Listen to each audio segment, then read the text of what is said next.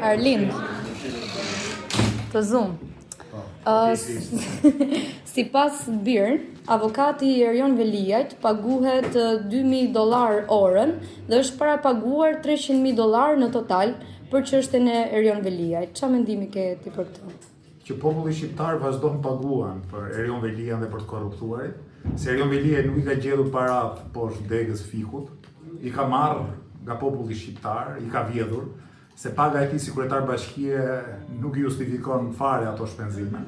Tani kjo që ndodh me Erion Veliajn sot, ndodh edhe me politikanë të tjerë të korruptuar, që paguajnë avokat shumë shtrenjtë, sepse fundja një nga arsyet pse kanë vjedhur shumë është që në këtë ditë të keqe për ta, ne të paguajmë që mbase dënohen më pak nga që meritojnë.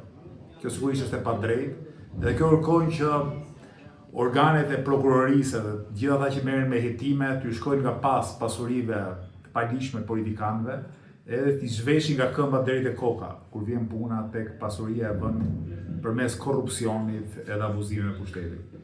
Të falenderojmë.